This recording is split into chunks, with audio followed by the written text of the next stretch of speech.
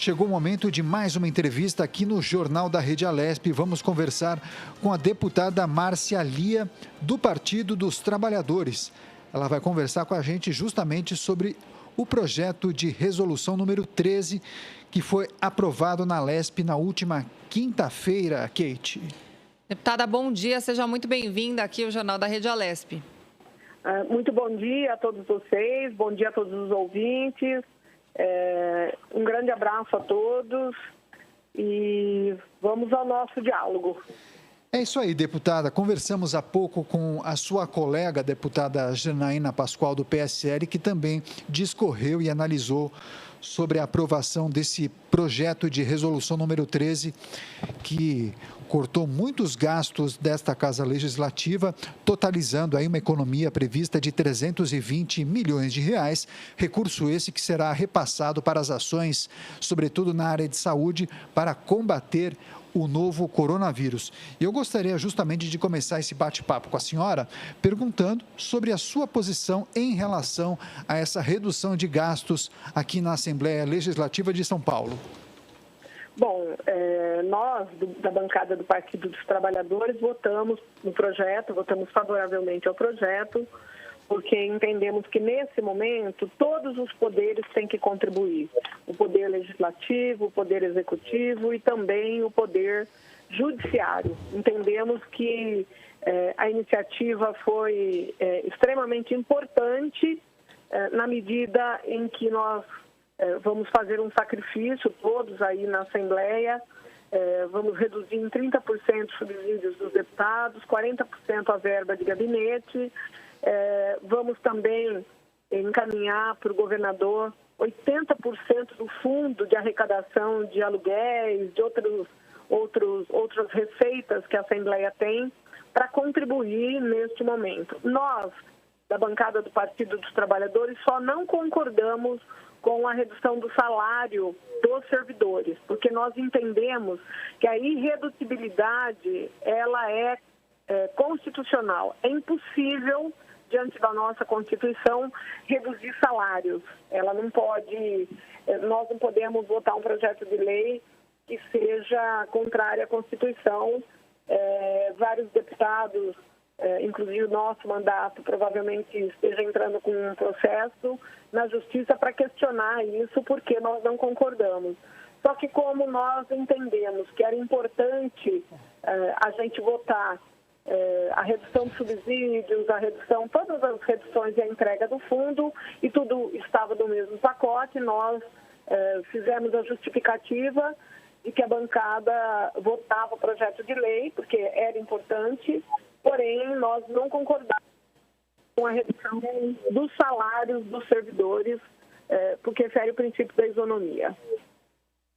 Certo, deputada, tirando esse aspecto, né, da redução aí de salários dos servidores, essa medida, então, que envolve, né, o corte de gastos aí de uma série de aspectos aqui da Assembleia, a senhora acha que esse tipo de medida deveria, então, ser seguida por outros poderes também, deputada? Com certeza. Eu penso que todos têm que dar a sua contribuição. A gente sabe que o judiciário tem salários, porque o salário em si vai até o teto, né? O teto constitucional. Mas tem um monte de gratificações, de outras coisas que compõem aí o salário. A gente sabe que tem desembargador, tem muitos ministros aí que ganham mais de 100 mil reais por mês. Acho que esse povo tem que ajudar também, tem que contribuir, e penso que todos os órgãos deveriam fazer o que a Assembleia Legislativa de São Paulo fez. Reduzir os subsídios e ajudar as pessoas mais carentes, as pessoas que com certeza vão ter muita dificuldade, inclusive para se alimentar, porque a gente vive um momento em que o governo federal não consegue dar respostas, as respostas que o povo tanto precisa, que o povo tanto espera. Ele não dá resposta na saúde, porque ele gera uma instabilidade nas pessoas quando ele diz que o isolamento social é uma besteira. Ele não consegue dar respostas para a economia e ele criou uma crise institucional e política sem precedentes no Brasil. Quando a gente vê o presidente da República se posicionando contra a democracia, a favor do fechamento do Congresso, a favor do fechamento do Supremo Tribunal Federal, que são os pilares de sustentação da democracia, a gente não pode concordar e a gente sabe o que significará se a gente não enfrentar esse momento na defesa da democracia, na defesa do Estado democrático de direito. Então, todos têm que contribuir, na medida em que as pessoas mais pobres, por não terem a resposta do governo, vai aumentar o desemprego e as pessoas vão passar fome. É isso mesmo, deputada. E tem algumas casas legislativas pelo Brasil que já estão em discussão para reduzirem os seus gastos, inspiradas também aqui na Assembleia Legislativa de São Paulo e na Câmara Municipal de São Paulo.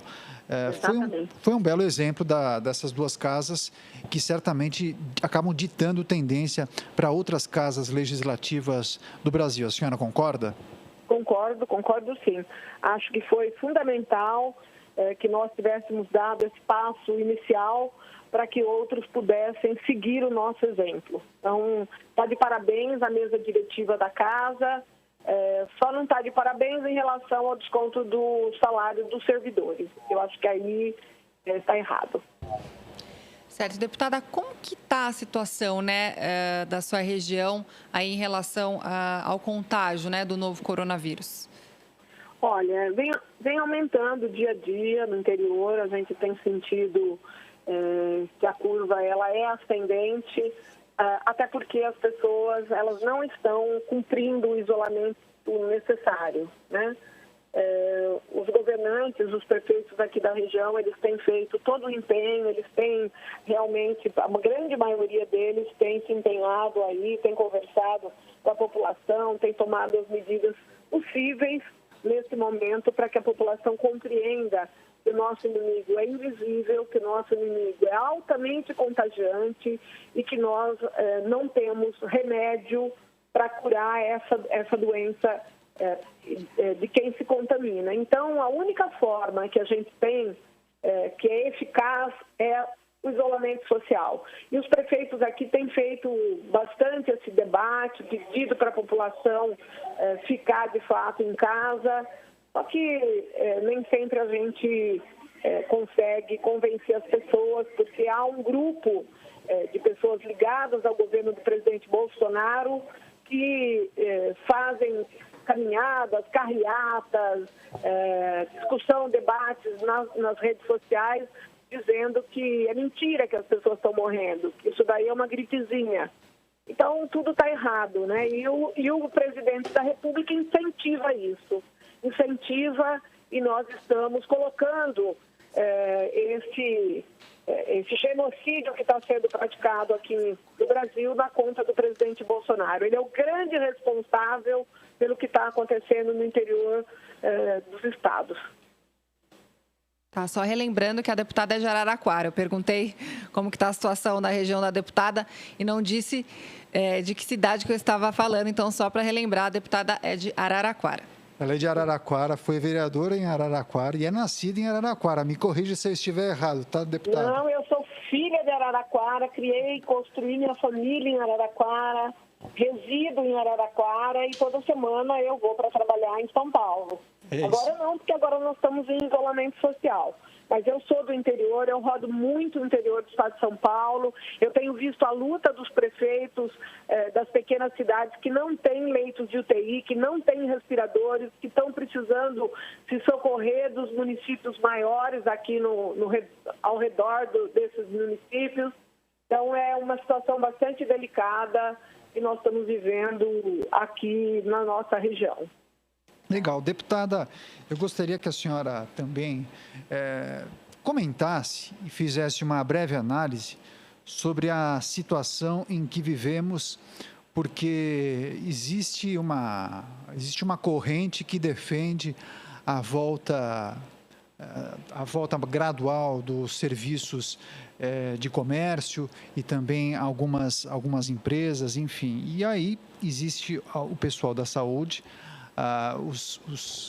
os médicos também, os especialistas que defendem que a quarentena seja prorrogada. Como o poder público deve atender às muitas demandas, sempre priorizando naturalmente a vida, mas também não deixando de lado a questão econômica, que é fundamental para o desenvolvimento e para o pagamento dos muitos serviços que estão sendo envolvidos nesse período. Que avaliação a senhora faz? Bom, eu acho que como a curva da contaminação ela é ascendente, as pessoas têm que ficar em casa. Eu sou contra flexibilizar os decretos de isolamento social. Acho que as pessoas ainda têm que ficar em isolamento social, porque quanto mais a gente liberar pessoas para trabalhar, mais contaminação nós teremos e mais mortes em consequência nós teremos. Então, eu sou contra. Agora, a questão da economia, a questão dos estados e do governo federal, eles têm que dar resposta para isso. Nesse momento em que nós estamos sentindo o quão importante é a participação do Estado na regulação de toda essa situação.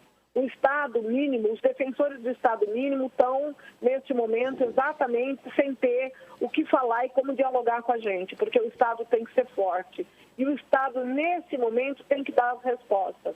Então, ele tem que ter linhas de crédito para os pequenos agricultores, tem que ter linha de crédito para o pequeno comércio, tem que ter linha de crédito para a indústria, para a pequena indústria, tem que trabalhar e colocar os bancos de fomento, como o BNDES e os bancos aqui em São Paulo, o Invest São Paulo, todos esses órgãos que são vinculados aos governos, eles têm que dar resposta para a economia.